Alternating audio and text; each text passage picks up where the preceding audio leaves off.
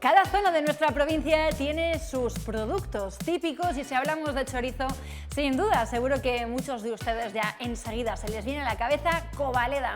Bueno, pues efectivamente este es uno de los productos más típicos de este municipio de Pinares, de Covaleda, y este fin de semana se celebra la Feria del Chorizo de Covaleda y también ese concurso que busca cuál es la mejor elaboración. Un evento que ya se celebró el año pasado tras la suspensión obligada por la pandemia y que de nuevo se va a celebrar en este 2023. Será este próximo fin de semana donde se den cita muchísimos artesanos de este producto para poner en valor el chorizo de Covaleda.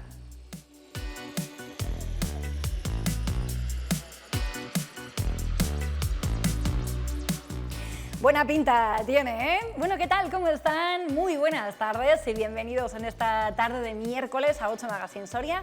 15 de marzo, estamos en el Ecuador de la semana y en el Ecuador del mes también, ¿eh? Estamos ahí a mitad de este mes de marzo. Este próximo fin de semana se celebra esta Feria del Chorizo de Covaleda y es que qué de particularidades tienen los diferentes municipios y regiones de nuestra provincia y qué gastronomía más rica. Bueno, pues este fin de semana en esa Feria del Chorizo se va a dar a conocer pues ese producto que es tan tradicional y que además se elabora de una forma muy artesanal. De hecho, por ello se celebra también ese concurso del mejor chorizo. Bueno, pues hoy en 8 Magazine Soria vamos a hablar de todo ello con parte de la organización desde el Ayuntamiento de Covaleda para darles todos los detalles, la programación y todo lo que no se pueden perder este fin de semana en esa feria.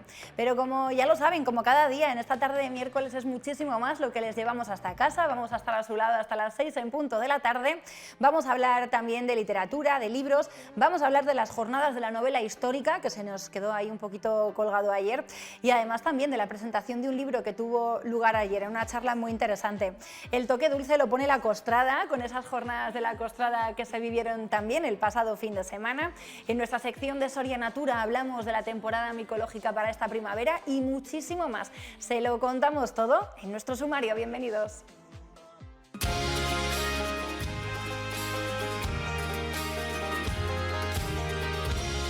Hoy en 8 Magazine Soria visitamos la librería Las Heras para conocer las novedades literarias y los libros más vendidos durante las últimas semanas. Aprenderemos cómo se elabora la deliciosa costrada soriana. El pasado fin de semana se celebraban las jornadas de la Costrada de Soria y nosotros asistimos a un taller en el que nos cuentan cómo es el proceso paso a paso.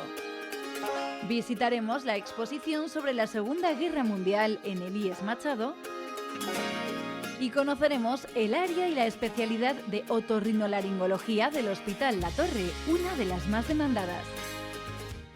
En nuestra sección Soria Natura conoceremos las perspectivas micológicas para esta primavera en los montes de Soria. Y recuerda que tras su emisión puedes volver a ver este programa en el canal de YouTube de la 8 Soria siempre que quieras. Aquí comienza 8 Magazine Soria, tu magazine en directo. Bienvenidos de nuevo, arrancamos en 8 Magazine Soria en esta tarde de miércoles, se lo decíamos, llegando ya al Ecuador de este mes de marzo y también al Ecuador de la semana. Por cierto que todavía estamos en invierno, aunque no lo parezca, y es que vaya días, estamos teniendo casi veraniegos, ya ni primaverales, aunque eso sí, parece que a partir del viernes se comienza a estropear un poquitín. Bueno, hablábamos que en esta tarde les vamos a dar todos los detalles de esa Feria del Chorizo que se celebra este fin de semana en Covaleda, pero también dentro de muy poquitos días celebramos el Día del Padre. Así que, ¿qué les parece si también les damos pues una muy buena idea del que puede ser el regalo perfecto? Y lo hacemos con nuestro especialista en libros y en literatura, con César Millán en la librería Las Heras. Y es que si un libro pues siempre es una buena idea para regalar, también en este Día del Padre podemos encontrar el libro perfecto. Además hablamos de novedades y de algunos de los libros más vendidos en las últimas semanas. Este domingo celebramos el Día del Padre y uno de los regalos más habituales y que siempre triunfan son los libros. Entonces, ¿quién mejor que nuestro asesor de confianza en esto de la lectura, que César Millán, para decirnos qué libros podemos regalar a nuestros padres? Bueno, la verdad que como todos tenemos un padre y padres son diferentes, pues tenemos un libro para cada padre, para cada gusto, para cada afición, para, digamos que cualquier tipo de lectura. Desde aquellos que abarcan un puro entretenimiento, como pueden ser las novelas de cualquier tipo, de cualquier temática, o incluso aquellos libros que nos ofrecen entretenernos o que nos llenan el espacio del hobby, desde manualidades, motor, deporte, naturaleza, todos los libros tienen su espacio. Por lo tanto, a cada padre podemos regalarlo, podemos perder esos segundos para dedicarle el libro que necesita nuestro padre. Y como hay muchos libros, ¿tú aquí qué selección nos has hecho? A ver, háblanos un poquito de cuáles has elegido. Bueno, vamos a empezar por uno de los últimos que ha salido, el último de Rosa Montero y Olivier Truc. Una mezcla muy llamativa, primero porque Rosa Montero vuelve a meterse en la literatura de intriga, en la novela de investigación, de detectives, de espionaje, bueno, más de espionaje de policías. Y lo hace además con un dueto formidable. A lo mejor muchos de los que nos están viendo no saben quién es Olivier Truc, pero fue uno de estos personajes que salió a la luz a raíz de unas novelas en un mundo ajeno al nuestro, que era el mundo de la Laponia.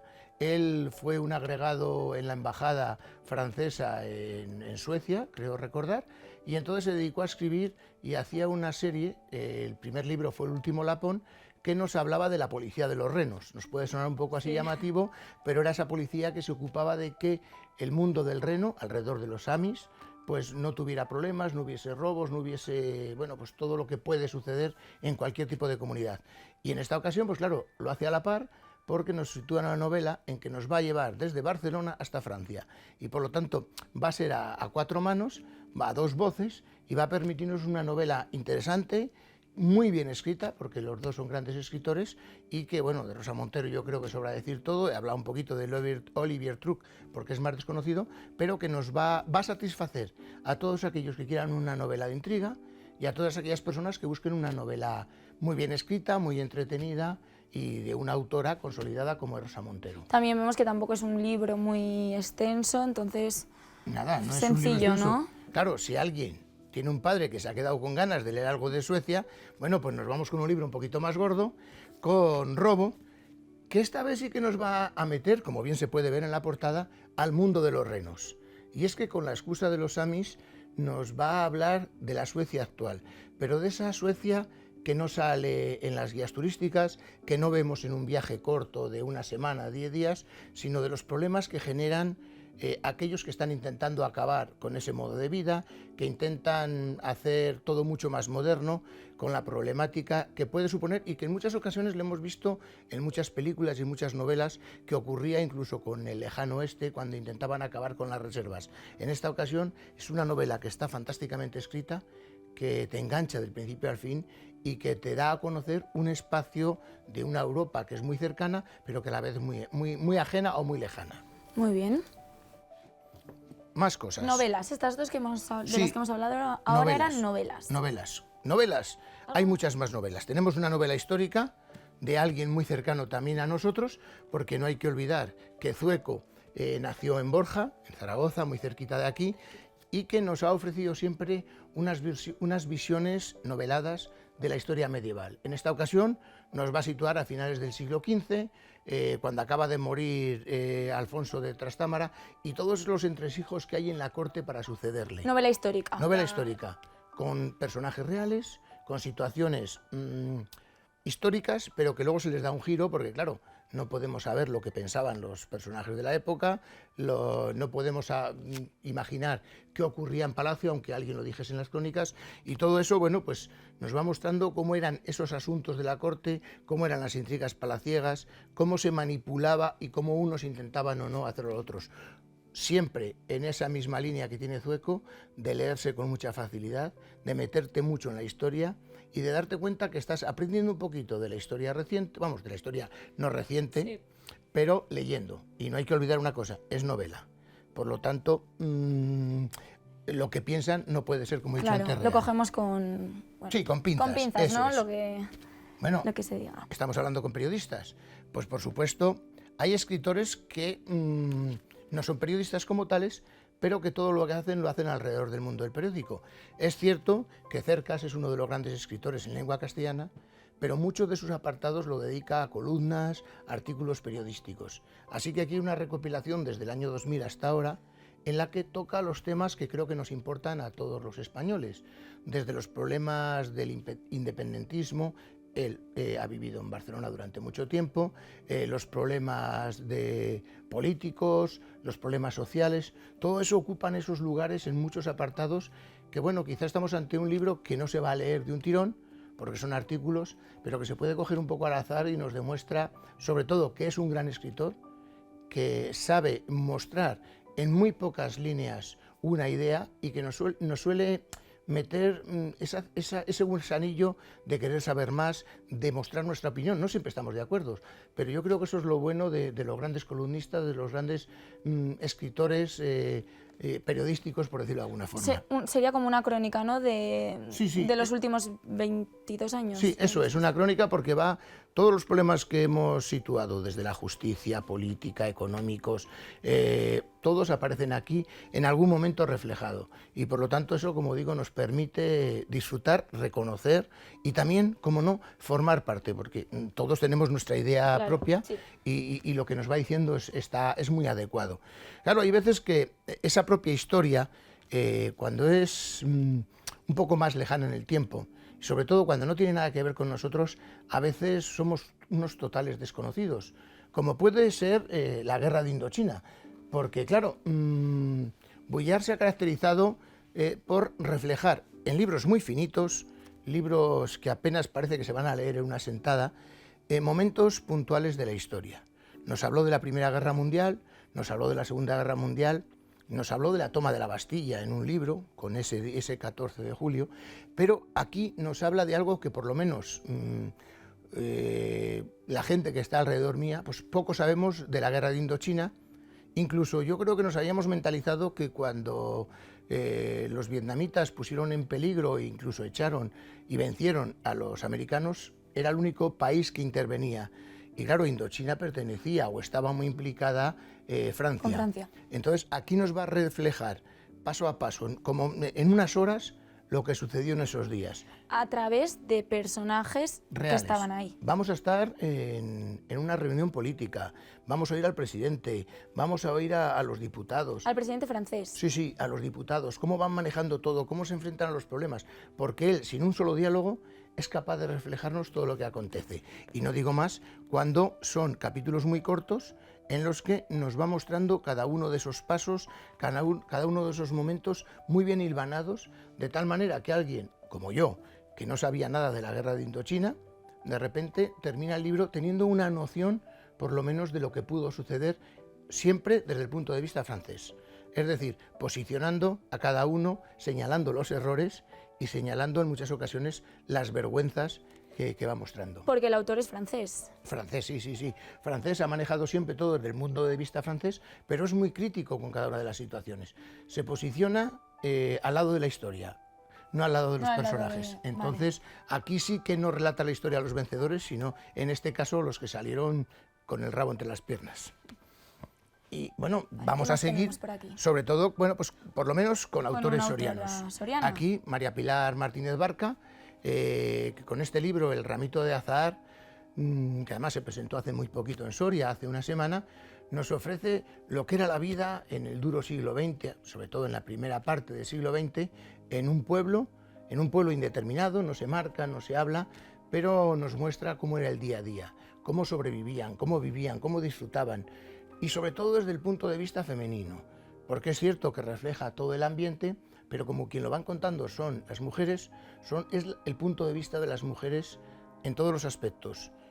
Cómo lo pasan mal, cómo disfrutan, y sobre todo cómo viven y cómo tienen que mantener esa casa en pie, cómo tienen que mantener a la familia unida y cómo tienen que mantener el día a día. Es una novela también esta. Es una novela, basada todo en hechos de conocimiento. La autora siempre reflejó que ella no vivió esa época, pero que era lo que había escuchado a su madre, a su abuela, y que poco a poco ella fue entretejiendo esta historia, que como creo que todas las que hoy hemos podido hablar, está muy bien escrita, es una delicia leerla, porque no solo te va dibujando lo que era ese escenario, sino que te lo va dibujando de una forma maravillosa, como si las palabras te fuesen acunando, como si tú fueses leyendo en voz alta todo lo que estaban viviendo esos personajes. Hay momentos muy duros, porque era la vida dura en los pueblos, pero también es cierto que pues tenían vida y lo que interesaba era vivir y sobrevivir. Bueno, también puede ser como una especie de novela histórica del pasado. Sí, novela histórica. Más reciente igual, ¿no? Eso es, sí, es una novela histórica.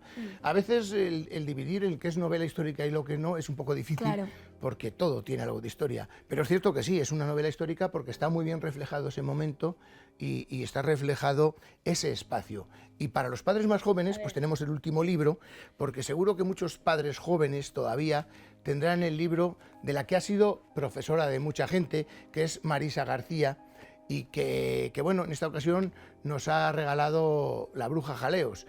Es una novela para niños, pero también para mayores. Es una novela de entretenimiento. Quien conozca a Marisa va a saber que es ella la que escribe, porque todas las páginas nos va a oler a Marisa, vamos a sentir a Marisa. Por lo tanto, aunque digamos que es para jóvenes, para niños, yo creo que es una novela que a los más mayores nos va a hacer sonreír. Y también un buen regalo para compartir tiempo juntos, ¿no? ¿Puede ser? Eso es, o sea, es el gran regalo para el padre y para el hijo. Y sobre todo para todos aquellos que quieran divertirse de una novela ingeniosa, de un libro para jóvenes, para niños, pero también para todas las edades, como tú has dicho, para poder compartir la lectura, que al fin y al cabo también es una de las ideas que tiene muchas veces la lectura, el poder compartir lo que lees y el poder expresar de una manera lo que tú ves dentro de esa lectura. Claro, y compartir ese rato juntos de padre-hijo, padre-hija. Eso es, celebrando de una forma especial el Día del Padre. El Día del Padre. Bien, pues César, nos has ofrecido una propuesta bastante amplia. Hay muchos más. Hay muchos más, claro, como dices, con lo que hemos un dicho libro al para cada principio. padre. Eso es, así que yo invito a todos aquellos que quieran venir a las librerías, que quieran venir a las eras, a dar un paseíto y a revolver un poco y a elegir ese libro, porque tenemos que regalar algo de nosotros y la mejor forma es que el libro nos llame y que nos interese. Y pensando en qué le va a gustar a nuestro padre. Eso es, porque todos tienen sus gustos. Bueno, César, pues aquí les vas a estar esperando con estas propuestas y muchas más. Eso es. Esperemos que les haya servido para hacerse una idea de qué le pueden regalar a sus padres y si no, pues como decimos, César les echa una mano. Muy interesante, como siempre, ¿eh? Nos ponemos en manos de César Millán para conocer esas novedades y para que nos dé algunas recomendaciones. ¿Qué les ha parecido en casa? ¿Han encontrado alguno que creen que podría encajar para un regalo? Bueno, pues se pueden acercar a lo largo de toda esta semana, ya lo saben, en el centro de Soria, porque César Millán va a estar encantado de atenderles. Por cierto, que hoy hablamos de libros y de literatura para regalar, pero mañana hablaremos también de tecnología, en nuestra sección de tecnología, para los padres más digitales, para los más tecnológicos también, y os ofreceremos algunas buenas ideas de regalitos para todos los bolsillos que se pueden hacer. Pero no dejamos de hablar de literatura, porque esta semana ya se han presentado las que van a ser las 7ª jornadas de la novela histórica aquí en Soria. Unas jornadas que tienen un programa además muy completo, con charlas, con mesas redondas, con ponencias y que pues reúnen a algunos de los mejores escritores del país. Se van a celebrar del 4 al 12 de mayo y les contamos un poquito más sobre su programación.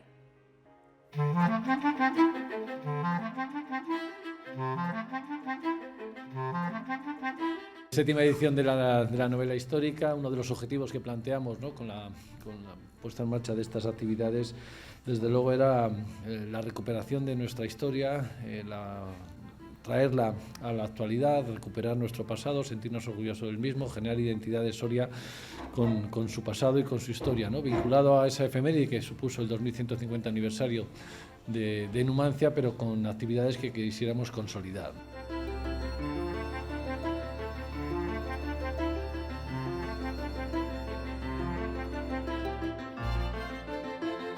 Han pasado por aquí y están pasando los autores y autoras más importantes de la novela histórica en España, y además con un éxito de público considerable, a pesar de los últimos 2 años, con la pandemia, con los problemas que ha habido por lo que todos sabemos del coronavirus, etcétera, etcétera. No han dejado de tener un éxito tremendo, una gran acogida del público soriano a las jornadas. Eso significa que organizarlas es facilísimo, porque todo el mundo, todos los autores quieren venir a Soria. En cuanto los llamas y les dices organizamos las jornadas de Soria, puedes venir. Todo el mundo quiere venir, todos los autores quieren venir porque son conscientes de la repercusión que tienen las jornadas de Soria, el impacto que tienen en el público y la trascendencia que para un autor pues tiene recibir o ser recibido en Soria de una forma tan magnífica. Cada año hemos ido variando las jornadas en torno a un tema concreto y con autores, algunos repiten y repiten por aclamación popular. Siempre que sales de una charla, de una presentación, de una conferencia, se acerca gente y te pregunta, oye, ¿quién va a venir el año que viene, no? O ya estás preparando las del año que viene, y que venga este autor, que venga esta autora, que repita. Bueno, por eso algunos repiten, como digo, por aclamación popular. En las jornadas hemos tenido siempre la idea de traer grandísimos autores de altísimo nivel, muy conocidos, que venden muchos libros, evidentemente, que han sido muy premiados, pero también queremos compaginar autores nuevos, que vengan autores, autoras que están empezando, que tienen una trascendencia importante y que creemos que sus libros pues son libros de una gran calidad literaria. Desde luego las jornadas desde el principio han querido presentar como marchamo de señal, como marchamo de las mismas, la calidad literaria, la calidad de los autores y autoras que aparecen por estas jornadas.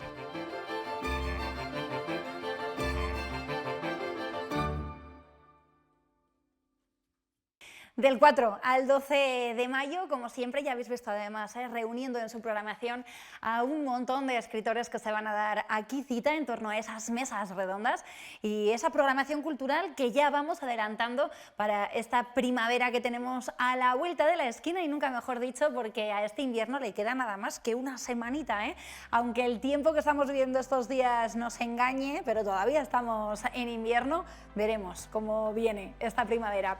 Nosotros lo que sí que vamos a hacer es irles adelantando, bueno, pues todo ese calendario de actividades que ya son muchas las que les vamos presentando, ¿no? Las que van arrancando en estos días y ahora les vamos a llevar a esta casa una más que tuvo lugar ayer martes en la Residencia Juvenil Antonio Machado. Y es que Irene Villa y David Serrato dieron esa conferencia, esa charla, cómo aprovechar las tormentas de la vida, ¿no? Cómo a veces perdemos un poco la perspectiva o cómo esas cosas difíciles pues también se pueden aprovechar. Un acto organizado en el que participó también Eva Fernández, la secretaria nacional de Igualdad de CESIF, organizado por esta última institución y en donde se dieron cita, bueno, pues la verdad que un montón de personas para disfrutar de esa charla y nosotros no quisimos perder la ocasión de acercarnos también hasta allí para conocer un poquito más.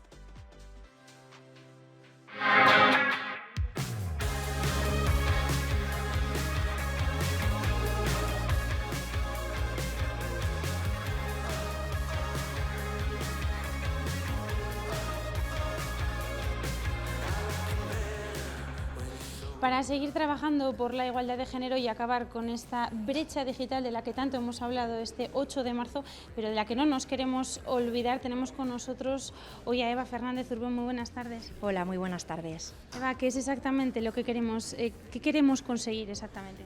Bueno, pues estas jornadas están enmarcadas dentro de los actos que hemos hecho por toda España, desde CESIF, en conmemoración del 8 de marzo, y nosotros lo que queremos reivindicar es la igualdad entre hombres y mujeres. Desde CESIF queremos pedir al Gobierno que deje a un lado esas diferencias políticas y que realmente se pongan a trabajar en pro de la igualdad.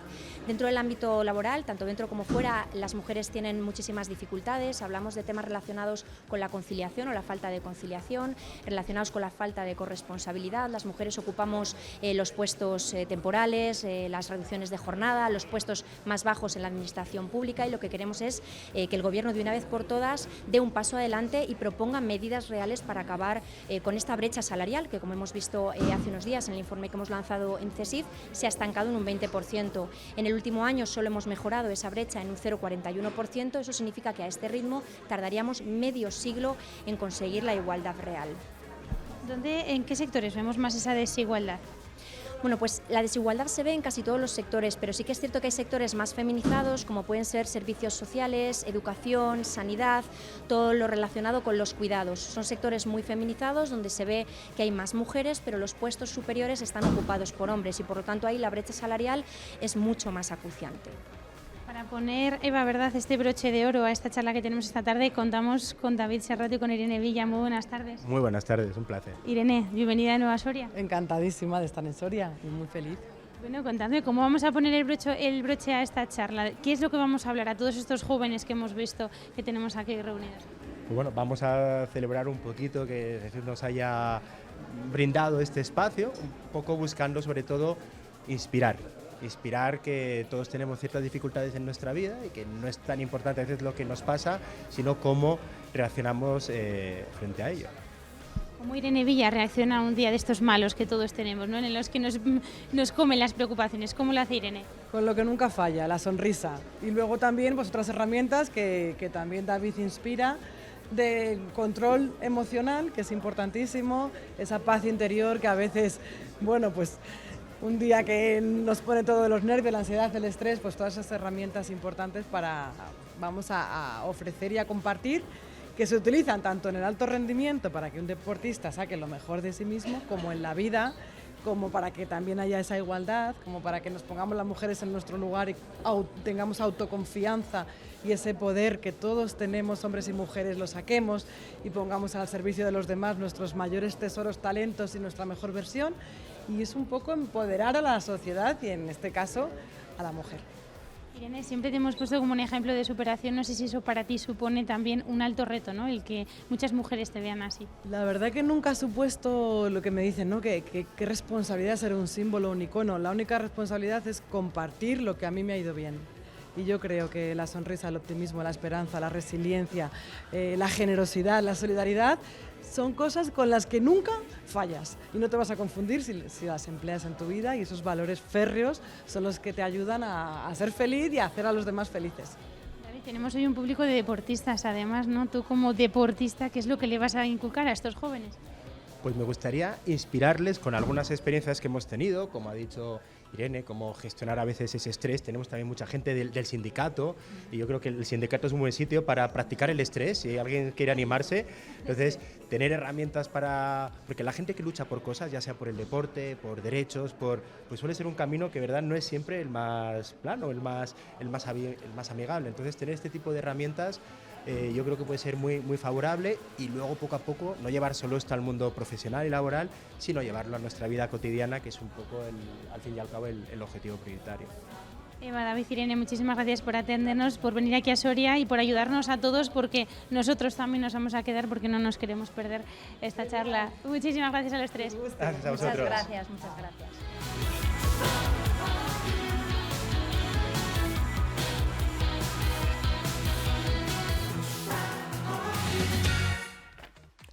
Bienvenidos de nuevo, estamos de vuelta a puntito de llegar a las 5 en punto de la tarde y arrancábamos así nuestro programa de hoy hablándoles de la cita que va a tener lugar en Covaleda este próximo fin de semana, esa feria del chorizo y ese concurso que ya se ha convertido también en todo un referente. Y bueno, fijaos, si no, también lo que tenemos por aquí, que vamos a hablar de este producto y mucho. Bueno, José Llorente, alcalde de Covaleda, bienvenido, ¿qué tal? Buenas tardes. Hola, buenas tardes. Carlos Llorente, desde el Ayuntamiento de Covaleda también, ¿qué tal? Buenas tardes. Bueno, pues hablamos del chorizo, de uno de los productos más representativos de Covaleda, y esta feria que ya se está convirtiendo en toda una tradición que vuelve, que se celebra este fin de semana, y que contadme un poquito en qué va a consistir o qué vamos a poder ver a lo largo de estos días. Bueno, pues un poco es continuación de todas las anteriores. Este año es ya la octava feria, por lo tanto ya es una feria bastante consolidada, una feria importante para Covaleda. De alguna forma estamos potenciando y dando más a conocer este producto que antiguamente era una forma de conservar carne para el verano. Bueno, pues se ha convertido ya en un producto gourmet, y es lo que queremos, que se potencie y que tenga esa calidad, no de un simple chorizo de merienda de todos los días, ¿no? Que sí que tenga esa calidad de restaurante y que al final sea un impulso económico a Soria y a Covaleda y a la comarca Pinares. Bueno, durante todo el fin de semana unos 20 stands, ¿no?, los que van a estar ofreciendo sus productos. Contadme un poco qué horario va a tener, qué vamos a poder encontrar, porque imagino que el embutido va a ser el protagonista, ¿no?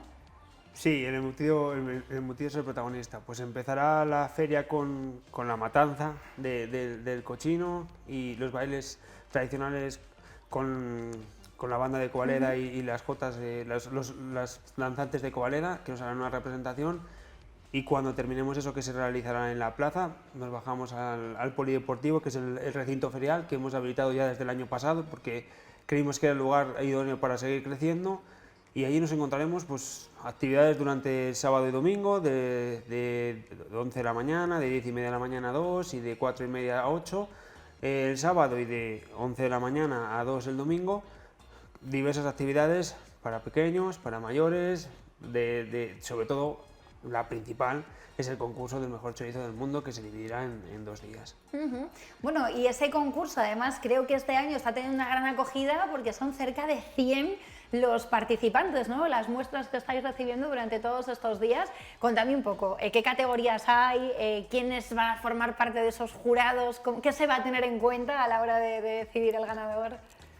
Pues las categorías estaría el chorizo delgado, el chorizo maldito gordo, el casero, que es el que no se puede comercializar, ¿no? Porque está hecho de forma artesanal. Luego estaría el distinto, que sería pues trufado con sabor a setas, que es otra categoría. Y luego el ibérico. Este año también se ha incluido el chorizo ibérico, que quedaría excluido sino de este concurso. Entonces están todas las clases de chorizo que puede haber ahora en el mercado, están en concurso.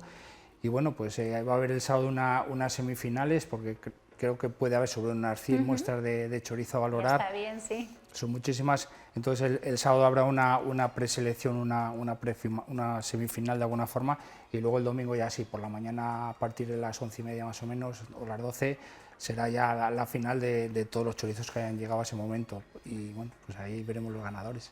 Bueno, ¿qué tiene que tener un chorizo para ser el mejor del mundo? ¿Qué aspectos se valoran un poco? Pues se valoran varios. Uno es la forma, ¿no?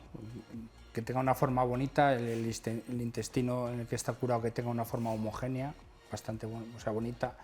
Luego, una vez que lo cortas, que tenga un corte homogéneo, que tenga un color vistoso, que no tenga un color pálido, ¿no? Que tenga un color llamativo. Que la carne esté homogénea, pero que se vea se distinga de alguna forma el magro con lo que sería el tocino, que el tocino tenga como una forma así pequeña de arroz. Y bueno, y sobre todo, pues luego ya el sabor. Luego hay gente que le gusta más picante, menos picante, pero bueno, eso ya es un poco decisión del jurado, pero sobre todo esos valores son los más importantes, el aroma también es muy importante. Bueno, pues lo que sí que podemos asegurar es que hay mucho sabor y muy buen olor este fin de semana en Covaleda, porque aquí en el plató ya huele muy bien con lo que hemos traído. ¿Y qué supone al final esta feria para Covaleda? Porque bueno, no solamente es el hecho de la gente del pueblo que participa en esta feria, sino todo lo que mueven, y todo lo que atrae. La experiencia de estos años, bueno, al final ha ido creciendo también cada vez más. ¿Qué representa para Covaleda esta feria? Para Covaleda esta feria creo que es un punto de inflexión de salir del producto que teníamos en casa a darnos a conocer, ¿no? La idea que se llevó a cabo y que tuvieron anteriores a nosotros nos ha parecido una buena idea y hay que seguir potenciándola y siguiéndola. ¿Qué realizamos este año diferente, además de cambiar de ubicación como el año pasado? Nos hemos centrado este año en los niños. Queremos dar a conocer a los niños cómo se hace el chorizo. Claro. Y para ello hemos concretado unos talleres que ya están el sábado desde las 4:30 hasta las 7 de la tarde, en que los niños van a ver a través de dibujos, de cuentos, de manualidades, cómo se realiza el chorizo, para que ellos sientan como suyo este producto y puedan seguir con la tradición que durante tantos años ha llegado. Por lo tanto, para todos es algo muy importante para la zona de comarca. Me parece muy interesante esto además, porque es que los niños y las niñas más jovencitos se pensarán que esto sale de una máquina, que el chorizo, ¿sabes? Como todo, ¿no? Se fabrica, hay una máquina que lo hace y tal, y yo creo que es el proceso artesanal. Lo que hemos visto, a lo mejor los que somos un poco más mayores, en casa de nuestros abuelos, en casa de nuestras abuelas, esa manera de embuchar el chorizo, que bueno, pues que muchos de los que se presentan seguro artesanalmente los están haciendo. Creo que es muy importante que se mantenga, pero sobre todo que también lo conozcan, ¿no? Los que vienen detrás, para que esto no se pierda. A ver, antes el día de la matanza era un día de familia, donde se juntaban todas las familias prácticamente, o todos los componentes de la familia. De fiesta, sí. Y era un día de fiesta donde se mataba en aquellos años el cerdo, ahora ya no se puede, pero la gente que sigue haciendo los chorizos de forma artesanal lo compra ya a las canales y a partir de ahí desarrolla el mismo día. Entonces eso cada vez ha ido a menos, cada vez hay menos familias que pueden hacer esto por tiempo, por muchos problemas que hay en día. Entonces, los niños desafortunadamente prácticamente no conocen esta forma de vivir anterior. Entonces, es un poco retrasarnos en el tiempo a cómo se hacía esto y que lo puedan vivir. Bueno, igual que hablamos de esta elaboración tradicional, hablamos de muchas de las tradiciones, ¿no?, de nuestros municipios, que es tan importante el celebrar esas jornadas, el mantener, para que no se pierda, ¿no?, para que quienes no lo vivieron de forma original, bueno, pues lo puedan ir conociendo. Recordadme cuál es la ubicación en la que va a estar, porque sé que hubo un cambio el año pasado que se mantiene, ¿no?, también en la edición de este 2023. Se mantiene en el Polideportivo Municipal de Covaleda. Por espacio creo que es el único sitio que tenemos disponible. Es un sitio bastante acogedor de la forma en la que se hizo el año pasado. Este año va a ser más o menos muy parecido, entonces yo creo que es un sitio que tiene un espacio suficientemente amplio para poder desarrollar una feria que cada año va creciendo más y necesitamos espacio. Bueno, y además una feria que pone un poco el punto de inflexión entre el invierno y la primavera, ¿no?, que parece que ya tenemos ganas también ahí en la zona de Pinares de que llegue un poquito el buen tiempo, que nos está engañando este veranillo de San Miguel que estamos viviendo, ¿no? También es un punto de inflexión, siempre lo ha sido, ¿no?, en los municipios. Sí, es un punto de inflexión y además de que no solo se queda, como ha dicho el alcalde, en el pabellón polideportivo, que es donde se realiza la feria, con los stands, con las actividades para los niños y con el concurso, que es lo más importante, ¿no? Averiguar cuál es el mejor chorizo del mundo, ¿no? También se traslada a los bares de la localidad, porque se volverá a realizar, como todos los años anteriores, el certamen de tapas, para que, si te quedan ganas y quieres seguir comiendo chorizos, que claro que sí, total, que se pone primero la miel en los labios y luego sigues hacia adelante, ¿no? Pues los puedes probar por los bares de la localidad y además de ver y disfrutar, también puedes disfrutar el paladar. Bueno, es que, claro, ya de tanto ver el producto dices, yo me lo compro, me lo llevo, pero si encima allí también quieres ver elaboraciones y distintas formas de trabajarlo, pues en los diferentes bares y establecimientos se puede hacer. Bueno, pues durante todo el sábado y todo el domingo, actividades para todos los gustos, esos 20 puestos en esa feria para disfrutar del producto y el concurso, ¿no?, que la final va a ser el domingo. Lo único que no me habéis contado es un poco el jurado, quiénes van a estar probando todas estas muestras, porque no es tarea fácil, ¿eh? No sé si me podéis contar un poco. El jurado te puede decir, Carlos, que más el que ha estado organizando el tema del ¿Quién va a tener la responsabilidad de elegir el mejor chorizo del mundo? Hemos elegido 5 personas de la provincia de Soria, alguno de Burgos, relacionadas con el ámbito de la gastronomía, de la viticultura. Hay una mezcla que no lo voy a desvelar para que cuando lo veamos nos dé esa confianza. Y luego un aspecto que todavía no hemos comentado es el pregonero de este año. Este año será el pregonero de la Feria del Chorizo, o el periodista, como tú, Jesús Cintora. Bueno, muy fenomenal. Que se ha convertido también en toda una fiesta, ¿no?, esto de la Feria del Chorizo, como antiguamente ya era, pero que se está cogiendo ese tinte, ¿no?, más festivo también durante el fin de semana en Covaleda a lo largo de los años, ¿no? Claro, al final es un fin de semana dinámico, ¿no?, un fin de semana de fiesta, que la gente, bueno, pues que no sea un fin de semana normal, ¿no?, que tengamos todas estas actividades y de alguna forma, bueno, pues pasar un fin de semana entre el invierno y la primavera y dinamizar nuestros pueblos y nuestras comarcas y dar vida a los pueblos. Y además poniendo en valor un producto tan representativo de la zona, y qué importante es, yo creo, además, que se haga todo esto para darle vida a los municipios, para darle vida a nuestros pueblos. Así que allí nos vemos este fin de semana, porque desde 8 Magazine Soria no nos lo pensamos perder. Ahí estaremos viendo quién es finalmente ese mejor chorizo del mundo y todo lo que se pueda vivir en esa feria. Así que muchísimas gracias a los dos. A vosotros. Gracias. Y este fin de semana tendremos una cita con el mejor chorizo del mundo, ya lo saben, en Covaleda. Pausa para la publicidad, paramos unos minutitos y enseguida continuamos, que queda mucha tarde por delante, no se vayan.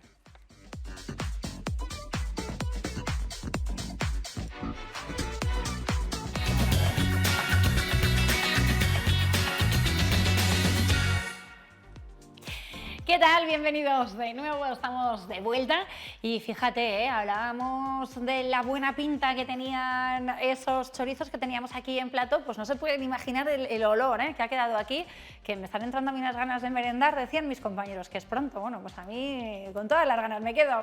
13 minutitos pasan de las 5 de la tarde y fijaos lo que viene a continuación, porque ahora ponemos el postre, le ponemos la guinda al pastel, el toque dulce de la merienda esta tarde lo pone la costrada de Soria.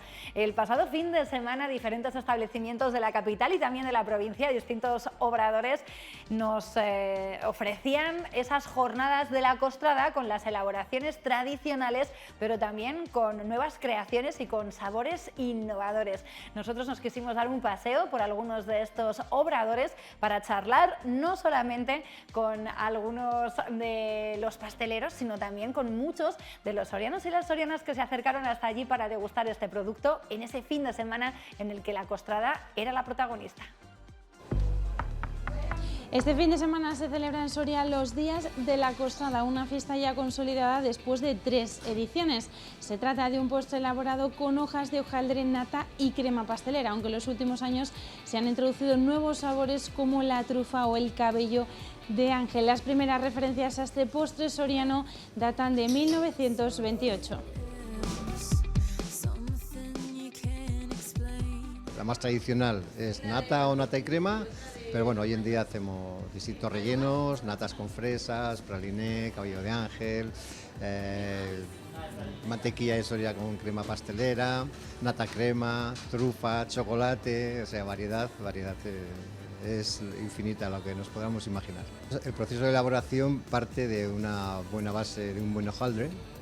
Si no hacemos un buen hojaldre, la verdad que la costrada ya va perdiendo lo que es la costrada soriana, luego ponemos entre capas de láminas, ponemos el contenido simplemente y finalizamos con lo que es la virutita de hojaldre, ¿no? Que es lo que le hace que luego al poner el azúcar glass terminamos con una decoración. La verdad que es un postre sencillo, una vez que tienes ingredientes y es rápido. Este año aquí nosotros tenemos 8 sabores. Luego también ten en cuenta que lo hacemos por la provincia y más pastelerías en la ciudad. Y entre todas, pues la verdad que este año no lo tengo muy claro, pero entre unas y otras puede haber 10, 12 sabores.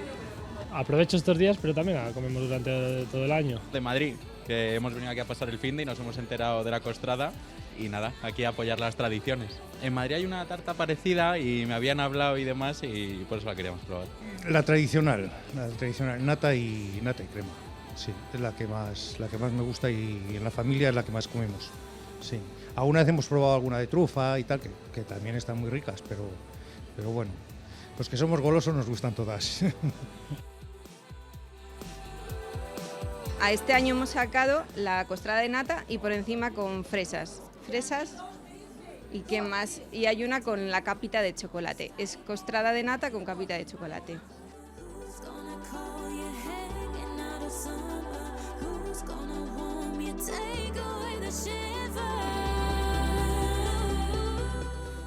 Pues está claro, coincido con este chico de Madrid, es que están buenas todas. Es cierto que yo soy más de la de nata, ¿no? Como también así un poco más tradicional, pero que todas estas elaboraciones un poco innovadoras y distintas que nos ofrecen, sobre todo durante esas jornadas, bueno, pues merece mucho la pena probarlas. Y habrá muchos que en casa estáis acostumbrados a ver esa costrada encima de la mesa, pues cuando hay algo un poquito especial que celebrar, pero que a lo mejor nunca habéis visto paso a paso cómo se elabora esa costrada, cómo se hace ese hojaldre y el trabajo artesanal que lleva todo ello. Bueno, pues para conocer un poquito más, nosotros nos quisimos acercar hace un par de días hasta un taller de elaboración de costrada en el que nos han explicado paso a paso cómo es ese proceso artesanal de elaboración de este dulce tan típico de Soria.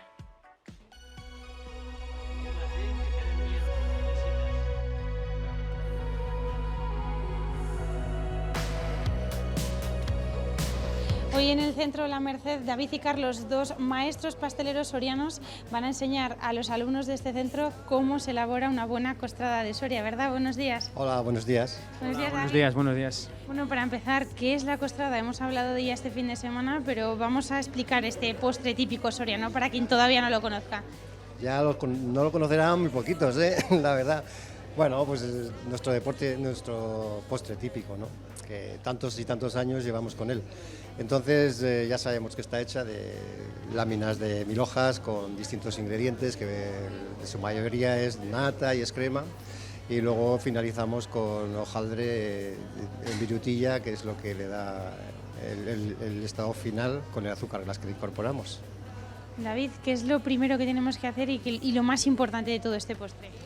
Pues para hacer un buen hojaldre es hacer una buena masa. La masa del hojaldre, al principio, lo que es con una casa que hay que empezar por los cimientos. Si haces un buen hojaldre, ya le das las vueltas adecuadas y después ya ya cuando tienes el hojaldre hecho y cocido, ya le haces una buena costrada. Pero lo importante es un buen mezclado y hacer unas buenas vueltas y un buen mezclado y unas vueltas adecuadas para el hojaldre.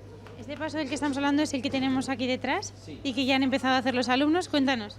Pues mira, hemos preparado una masa, que esta masa lleva harina, agua, mantequilla y sal. Y ahora la vamos a coger, la vamos a estirar y le vamos a incorporar margarina. Y bueno, y más o menos es una masa que lleva 1 kilo y después con esto elaboraremos unas 15 o 20 planchas para hacer costradas. Después de este paso, ¿cuál vendría, Carlos? Bueno, después de este paso, en este paso lo que hacemos, como bien ha dicho David, es incorporar la margarina para darle las distintas vueltas, porque esas vueltas son al final las capas finitas que nos van a salir en el hojaldre. Y de ahí, bueno, un reposo, todo este tratado que le vamos a dar lo vamos a hacer explicándoselo a los alumnos todo, por supuesto, que vayan viendo cómo nosotros trabajamos en nuestros obradores, de ahí reposo final para luego darle un buen horneado, que también si no un buen horneado el producto no va a salir igual, ¿de acuerdo? David, tenemos buena cantera de pasteleros en Soria, es bueno tener ¿verdad?, relevo generacional. Sí, la verdad que sí, que me he quedado sorprendido cuando hemos venido a la escuela la cantidad de chavales que hay y la verdad que sí, que hace falta porque la costrada como es tan típica de Soria, esperamos que haya un buen relevo porque ya nosotros nos jubilaremos, nos haremos mayores, Carlos y yo, entonces claro, tiene que haber un relevo, sí, yo creo que sí. Viéndolo visto aquí en la escuela, yo creo que sí. Carlos dice que le quedan años todavía, ¿verdad? Aún queda, hombre, no tengas tanta prisa por jubilarte, que luego todo va muy rápido, ¿no? Entonces, cada cosa a su tiempo. Este fin de semana de atrás hemos tenido esos días de la costada, ¿verdad? No sé si tenemos ya un balance de ventas, no sé si hemos superado esas 8.000 raciones que hablábamos años anteriores. Hombre, superarlas es difícil, porque ya el margen de superación ya cuesta. La verdad que pusimos los listones muy altos en la primera edición. Fueron alrededor de esa cantidad que has comentado y bueno, sí, la verdad que año a año se supera algo. Luego ya en función de cómo queden esos días de la jornada que elegimos para hacerla, ¿no? Pero este año vamos súper contentos, ¿eh? Empezó que la cosa parecía que le costaba arrancar, pero bueno, eso fue el sábado. Ya el domingo fue desborde total desde primeras horas de la mañana hasta mediodía, incluso por la tarde en algunas confiterías que todavía habría. Carlos, David, muchísimas gracias por estar con nosotros y bueno, vamos a seguir pendientes de cómo estos alumnos aprenden año a año y tenemos este relevo generacional. Gracias a los dos. Sí, de nada, muchas gracias.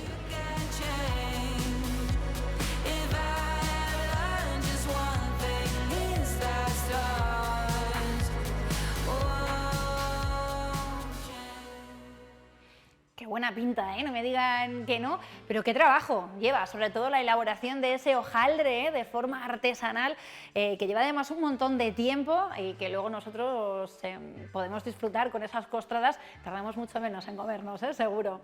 Bueno, y cambiamos de tema porque en este caso vamos a visitar el Instituto IES Machado para visitar una exposición muy especial que podemos encontrar en su galería. Es una de esas exposiciones, bueno, pues un poquito inmersiva, además, en donde en este caso nos transportan hasta la Segunda Guerra Mundial. Es una exposición que forma parte de esa serie de exposiciones que podemos ver durante diferentes cursos y durante diferentes años en esta galería del IES Machado y en donde acercan la historia de una forma diferente al alumnado, de una forma en la que puedan pues no solamente entender qué es lo que ocurrió en esas contiendas históricas, sino también poder ver pues cuáles eran algunos de los objetos, de las reliquias, incluso de los uniformes que se veían durante aquella Segunda Guerra Mundial. Desde el lunes el Instituto Antonio Machado alberga esta exposición sobre la Segunda Guerra Mundial que José Miguel nos presenta. Sí. ¿Qué vamos a ver aquí? ¿Qué se puede ver aquí? Bueno, primero, antes de nada, os invito a que veáis una exposición verdaderamente espectacular. Esto es una de esas cosas que hay que hacer muchos kilómetros para poder verla, y esta vez la tenemos aquí en Soria. Pues lo que vamos a ver es básicamente una historia cronológica de la Segunda Guerra Mundial en el Machado, a base de dioramas, a escala 1:1, no de pequeñitos, a base de figuras, a base de piezas originales del periodo. Lo que vamos a ver es un relato de todo el periodo de la Segunda Guerra Mundial, desde el año 39 hasta el año 45. En primer lugar, José Miguel, ¿tú de qué vas vestido? Yo voy de cabo del ejército soviético del principio de la guerra, porque curiosamente el ejército soviético en el año 43 tomó la decisión de cambiar completamente sus uniformes. Este que yo llevo es del año 35 y que es con el que el ejército soviético va a empezar y va a luchar en batallas tan emblemáticas como Stalingrado. Quien quiera verla puede venir, pero haznos una introducción, enséñanos algunas cosas. Sí. Por aquí. Una de las piezas más curiosas y que seguramente a la gente le interesará de forma especial es precisamente una réplica de una máquina Enigma. Ya sabéis que la máquina Enigma es el elemento de cifrado, de criptografía más importante que hubo en la Segunda Guerra Mundial, y que precisamente la obsesión británica de intentar romper los códigos de Enigma crearon el primer ordenador de la historia, el famoso Ultra, que no es otra cosa que el padre de todos los smartphones que llevamos en el bolsillo. Lo tenemos aquí, lo tiene esta soldada alemana. Esta auxiliar de comunicaciones del ejército alemán es la encargada de meter los códigos en la máquina con el sistema de codificación que tenían ellos, y es una de las cosas que vamos a explicar, cómo funcionaba la máquina y finalmente cómo se rompen los códigos por parte de los especialistas británicos de Bletchley Park.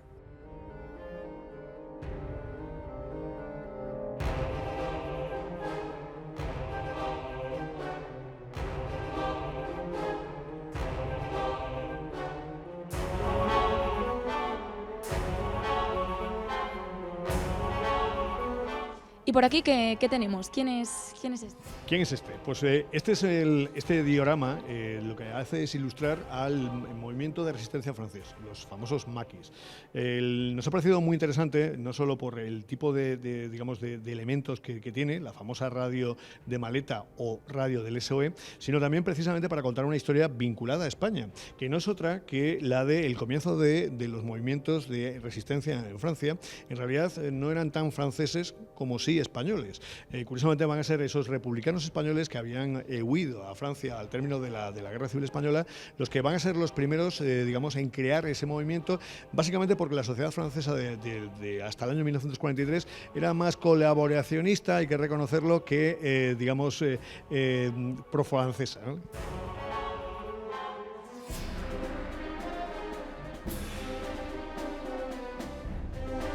Y para finalizar este aperitivo, ¿no?, que nos estás mostrando, ¿qué tenemos por aquí? Bueno, pues esta es una vitrina verdaderamente curiosa y es un tema que mucha gente desconoce. Curiosamente, a partir de 1943, el general Franco tomó la decisión de retirar de Rusia a la División Azul, pero hay un grupúsculo, no demasiados, entre 200 y 250 voluntarios que se siguen quedando en Alemania. Ellos consideran que efectivamente, aunque la política española, la política internacional española ya no pasaba directamente por el apoyo a Alemania, curiosamente ellos quieren quedarse a seguir luchando con el ejército alemán. Curiosamente, esos 200 voluntarios van a ser integrados dentro de las SS. Y aquí tenemos una de esas figuras en la batalla final, en la batalla de Berlín, en la que 200 españoles van a luchar alrededor de la Cancillería del Reich. En la caída de Berlín. Exactamente. ¿Vale? ¿Hasta cuándo está esta exposición aquí? ¿Hasta cuándo se puede visitar? Pues esta exposición estará abierta hasta el jueves día 23 por la tarde. A lo largo de todo este tiempo tendremos conferencias, tendremos debate cada tarde en el Machado, y yo os invito, por supuesto, a que vengáis a disfrutar, porque está todo pensado precisamente para que sea interactivo y para que podáis jugar. De hecho, tenemos un sistema de premio y recompensa precisamente por cada una de las actividades que vamos a montar, para grandes y para pequeños.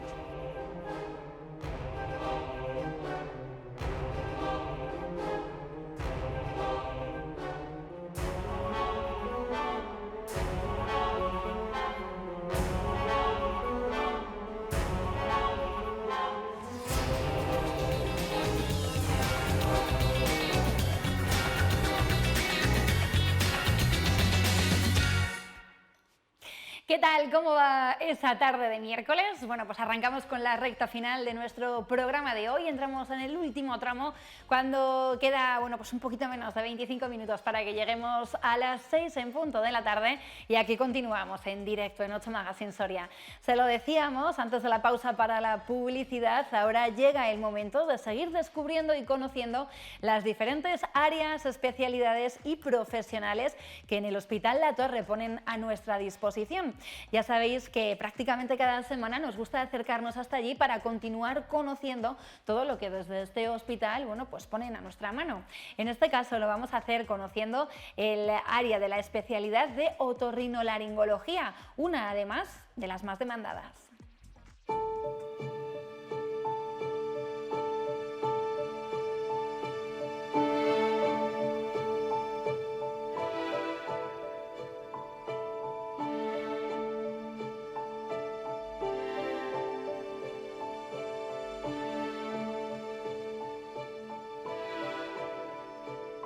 Mi nombre es José Javier Martínez Subías, soy el encargado de la unidad de otorrinolaringología y patología cervicofacial aquí en el Hospital La Torre. Y bueno, brevemente, pues bueno, yo soy de Zaragoza, estudié allí la carrera en Zaragoza, hice la especialidad de otorrino en el Hospital Clínico de Zaragoza y ya pues bueno, he estado en distintos hospitales, pues de Cuenca, de Teruel y ahora ya desde hace 15 años aquí en Soria, donde también soy el jefe de servicio del complejo asistencial de Soria, de la unidad y servicio, mejor dicho, de otorrino. Brevemente explicar un poco lo que es la otorrinolaringología, pues sería muy amplio porque es una especialidad pues, que abarca distintas partes como son tanto el oído, la nariz, la garganta, la laringe y distintas patologías cervicales y faciales. Pero en resumen podríamos decir que es la especialidad que se encarga de la prevención, del diagnóstico y del tratamiento de todas estas enfermedades de estos órganos, tanto infecciosas como oncológicas de nuestra especialidad. Dentro de lo que son las patologías más frecuentes en nuestra especialidad y en lo referente al oído, pues podríamos diferenciar dentro de lo que es el oído el apartado de la sordera, hipoacusia, en la cual pues desde una patología banal, como puede ser un tapón de cera, aquella hipoacusia progresiva en un niño que puede corresponder a una otitis serosa, pues por mocos o por vegetaciones, aquella otra patología que parece lo mismo en un adulto, pero que la sordera tiene distintas causas y tú tienes que investigar, que puede tratarse de una perforación del tímpano, de una alteración en los huesetillos, como es la otosclerosis, o de patologías más complejas, que también existen y cada vez se detectan más gracias al uso de los TAC y de las resonancias, como es patología oncológica a nivel del nervio, de la audición y del cerebro. Y dentro del otro apartado de la audición, o mejor dicho del oído, pues está la otra parte que es las alteraciones del equilibrio. Alteraciones del equilibrio, acúfenos, que eso en nuestra especialidad tenemos que hacer un exhaustivo examen porque igualmente que he comentado antes puede ser desde una patología entre comillas banal a raíz de un proceso catarral, gripe o un traumatismo y con distintas exploraciones tanto clínicas como de los diferentes aparatos que se encuentran en esta consulta y dentro del Hospital La Torre, pues llegar a un diagnóstico de una alteración o periférica o una alteración central del órgano de la audición e intentar poner el mejor diagnóstico y tratamiento. Si seguimos posteriormente con el apartado de lo que también es la especialidad, la rinología, en el apartado de nariz, pues fundamentalmente en la parte funcional, que es la que más nos dedicamos nosotros como otorrino, pues mediante distintas pruebas, exploraciones, que fundamentalmente es con endoscopios nasales, bien flexibles o bien rígidos, pues vamos explorando cuál es esa patología que puede darle al paciente la sensación de que no respiro bien.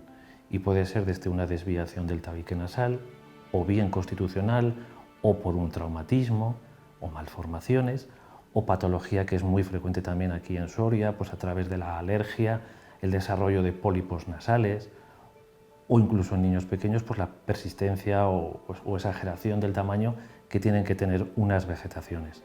Igualmente dentro del apartado de la nariz, afectaciones de cefaleas que realmente lo que te están ocultando ocultando, quizás no es lo más correcto, es la primera manifestación de una sinusopatía crónica.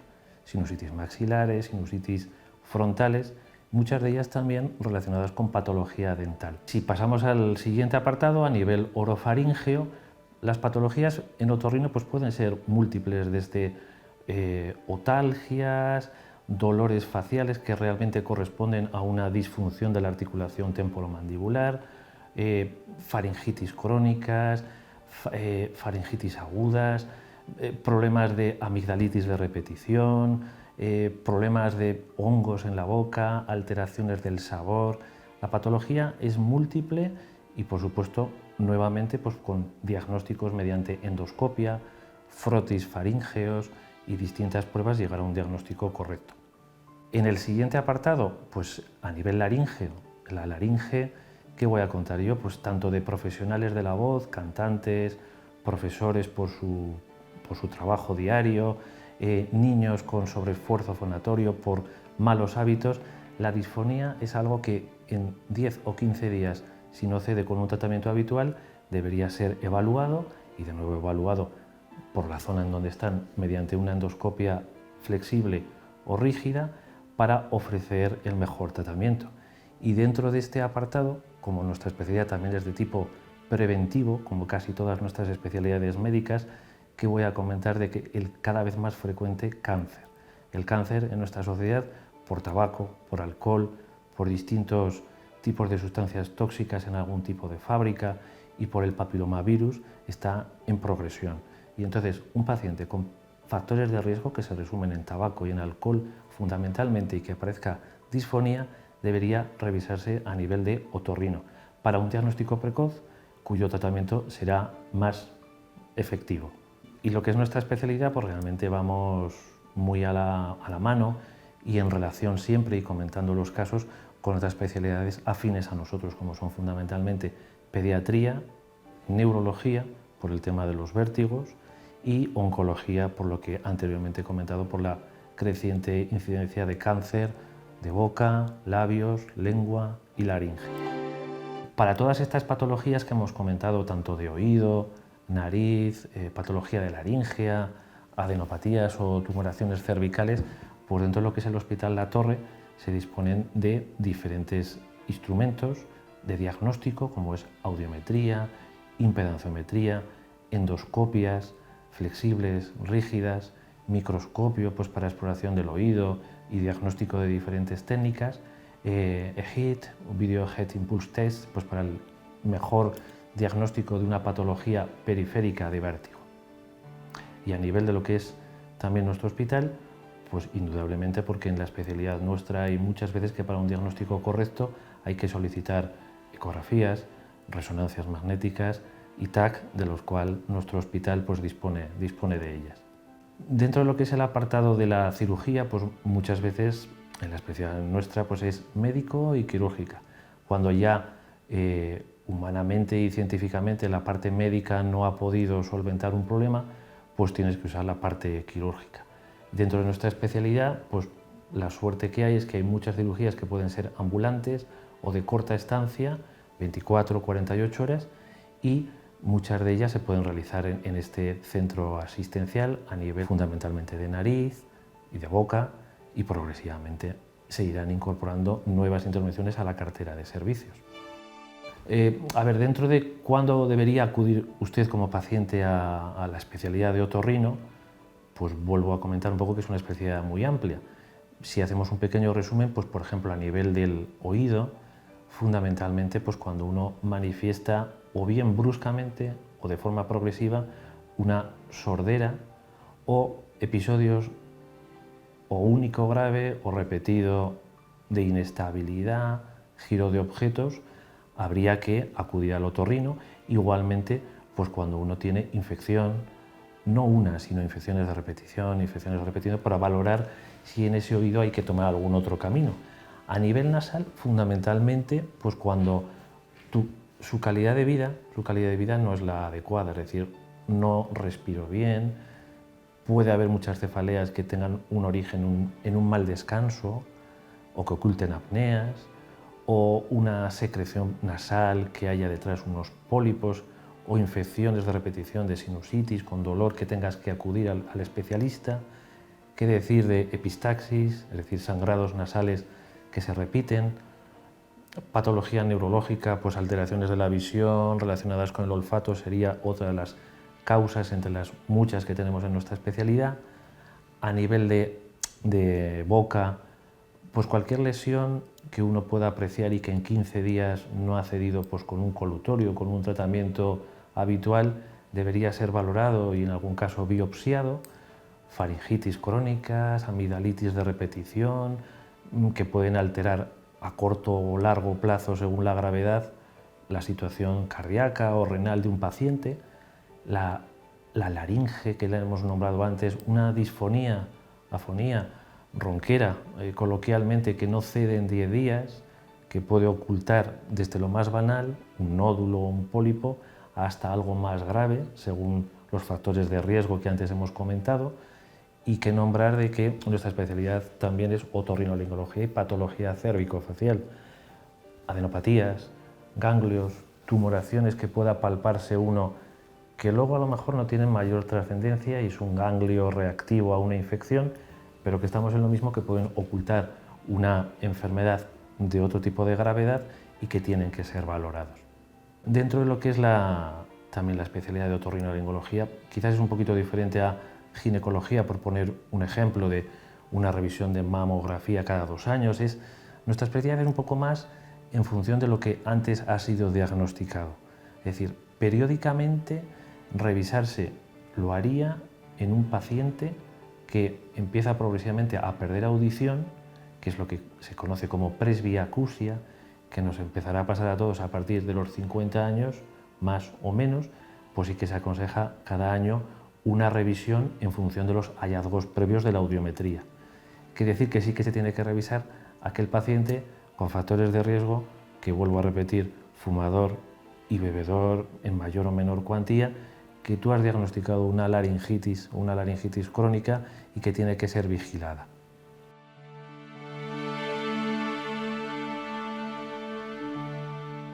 Caja Rural de Soria y CESEFOR les ofrecen Soria Natura.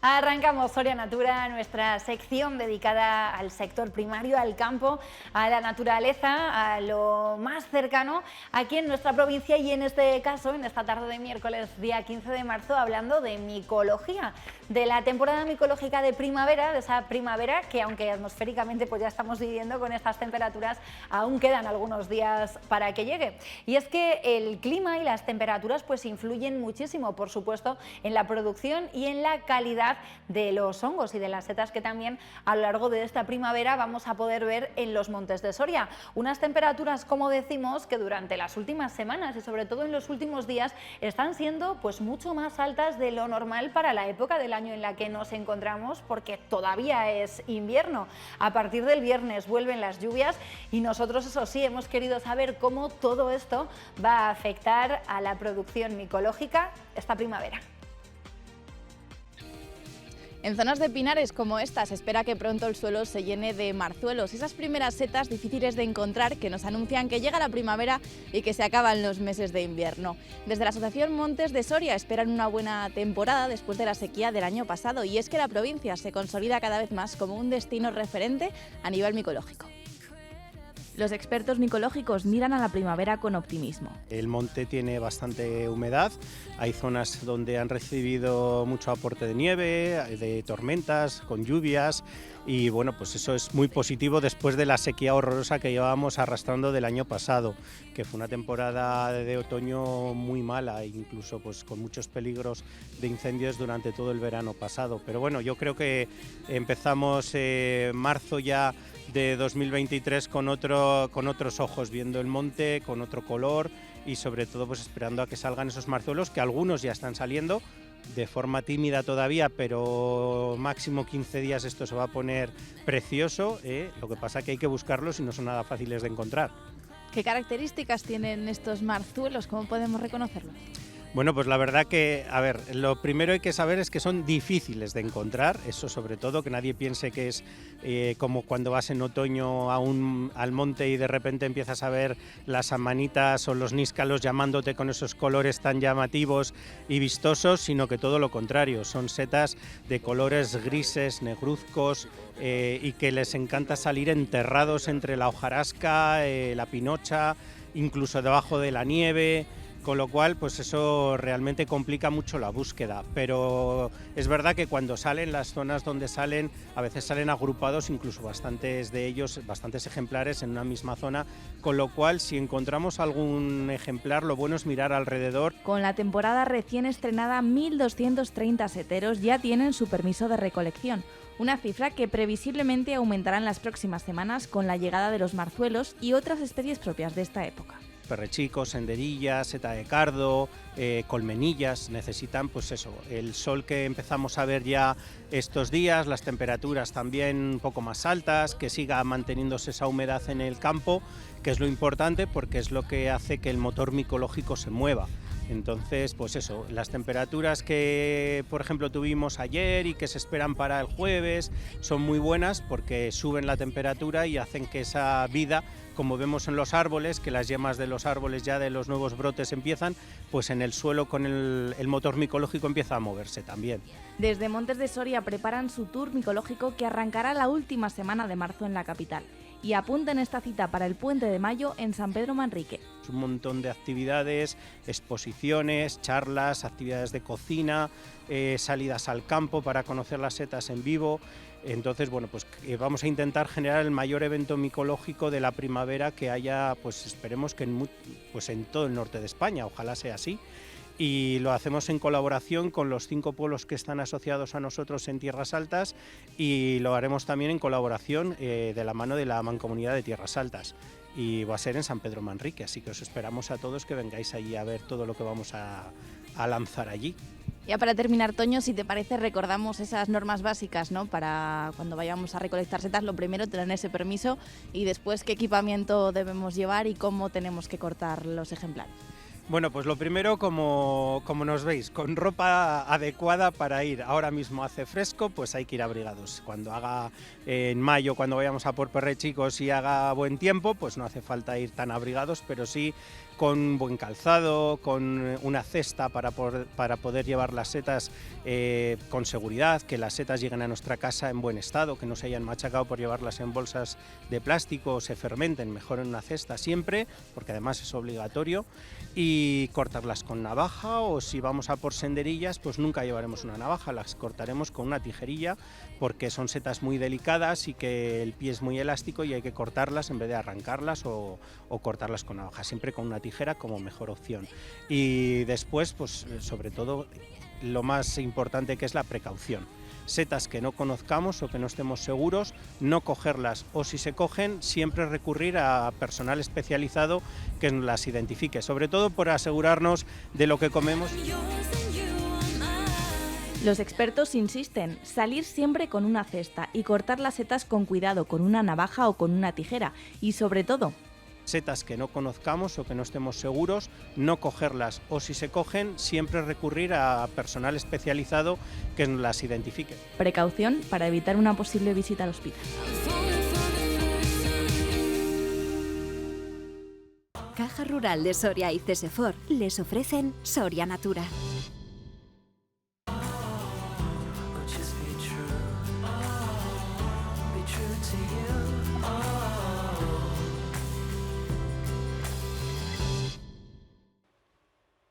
Pues buenos consejos, como siempre, los que nos dan desde Montes de Soria, desde esta asociación, en donde desde hace tiempo también ya se regula esta práctica. Una primavera, como decíamos, que tenemos a la vuelta de la esquina. Ya la próxima semana le daremos la bienvenida y qué ganas tenemos, aunque a partir del viernes parece que vuelve a llover y que bajan un poquito las temperaturas, que no nos podemos acostumbrar, así que los que ya se estaban emocionando con lo del cambio de armario, de eso nada, que todavía tiene que hacer malo, que estamos en Soria. Bueno, pues ya sí que sí, nos despedimos en el programa de hoy, a puntito de llegar a las 6 en punto de la tarde, pero ya lo saben, lo hacemos solamente hasta mañana, que volveremos a estar aquí a partir de las 4:10. Mañana, además, vamos a tener aquí en plató desde la Cámara de Comercio, pues algunos de los organizadores de esas jornadas de emprendimiento que va a haber este próximo fin de semana en Soria. Visitaremos el IES Machado para conocer ese taller en el que están confeccionando bolsas recicladas para ese congreso que van a tener dentro de muy poquito en mayo y que están haciendo con esas banderolas y con esas lonas absolutamente recicladas que han colgado para algunos eventos en nuestra ciudad. Y además vamos a hablar de regalos tecnológicos, Si hoy hemos hablado de libros, mañana vamos a dar algunas ideas para los que tengan, bueno, pues esos padres un poco más digitales para este próximo Día del Padre, para que también encuentren el regalo ideal, ya lo saben, pues aquí en Soria, sin necesidad de salir fuera. Todo esto será mañana. Muchísimas gracias un día más por estar ahí. Quédense en la 8 porque la programación continúa. Les deseo una muy feliz tarde y mañana a las 4:10 volvemos a estar aquí. Adiós.